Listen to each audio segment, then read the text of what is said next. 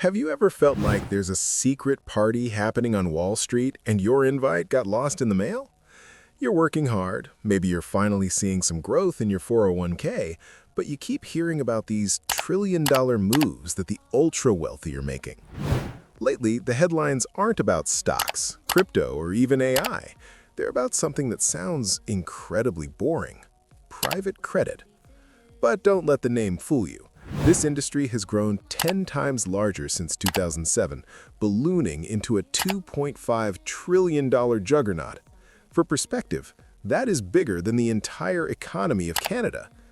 And while we've been riding the emotional roller coaster of the stock market, private credit has been quietly churning out nearly identical returns with a fraction of the stress. Today, we're unmasking the secret industry taking over Wall Street, why it's booming right now, and what it actually means for your financial future. To understand why this secret exists, we have to go back to 2008. Remember that? Some of us were just finishing college, others were starting their first real jobs. It was a mess. Before the crash, banks were like that one friend who always says yes to everything. They were handing out ninja loans, no income, no job, no assets, to anyone with a pulse. They bundled these bad debts into ticking time bombs called CDOs and almost blew up the global economy. When the dust settled, the government stepped in and became the strict parent. They told banks they had to keep more cash in the vault and stop taking big risks. Because of these new rules, banks basically ghosted middle-market companies. Imagine a solid mid-sized business, not a startup, but not Amazon either. They need $50 million to expand. They walk into a bank, and instead of a yes, they get 50 forms to fill out and a maybe in 6 months. These companies were too big for a local credit union, but too small to issue fancy bonds on Wall Street. They were stuck in a hole, and in finance, if there's a hole, someone is going to fill it.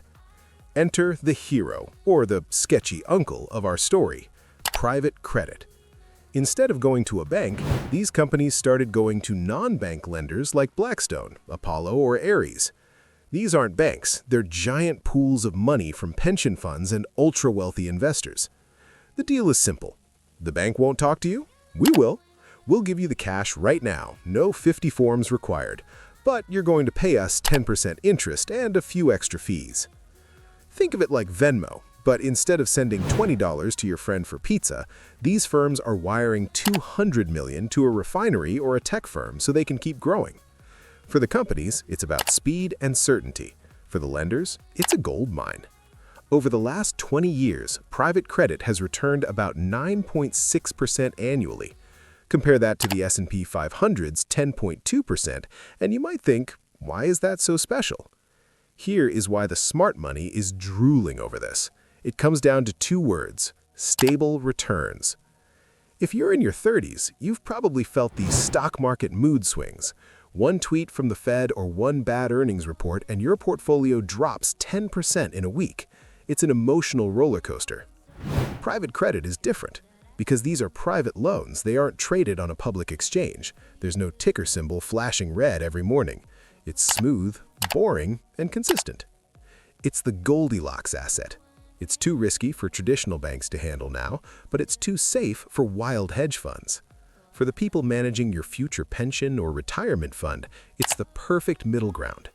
They get equity-like returns without the heart attack volatility of the stock market.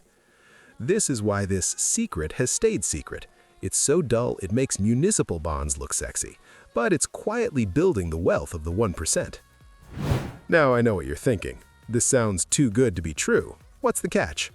And you're right to ask, because while the surface looks calm, there are cracks underneath. The biggest risk is liquidity. In the stock market, if you need cash, you can sell your shares in seconds. In private credit, that money is locked away. You can't just sell a piece of a private loan to a mid-sized oil refinery on an app. Also, nobody really knows what these loans are worth on a day-to-day basis. There's no public price. It's a guessing game until someone stops paying. The entire industry is built on one massive assumption, that these companies will keep paying their bills. For a decade of low interest rates, they did. But as the world changes, we have to ask, is this a genuine financial miracle, or just the latest bubble wearing a different colored suit. So what does this $2.5 trillion secret mean for you?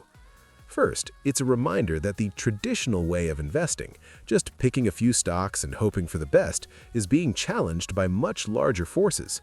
When technology and new industries touch stagnant old ones like banking, they don't just make tweaks, they force fundamental changes. Second, it shows that the smart money values consistency over home runs. While retail investors often chase high-volatility meme stocks trying to get rich quick, the wealthiest institutions are chasing stable, boring 9% returns. You don't need to be a billionaire to apply that logic. Whether you're using a robo-advisor to automate the boring work of your portfolio or just sticking to a diversified index fund, the goal is the same: stay in the game. The real threat in the market isn't the loud stuff you see on the news, it's the stuff hiding in plain sight. Private credit is the new bloodstream of the corporate world. Stay curious, stay informed, and remember, the best investment you can make is understanding how the game is actually being played. If you want to keep unmasking these financial frontiers, hit that subscribe button. Let me know in the comments, does private credit sound like a safe haven to you or a disaster waiting to happen? I'll see you in the next one.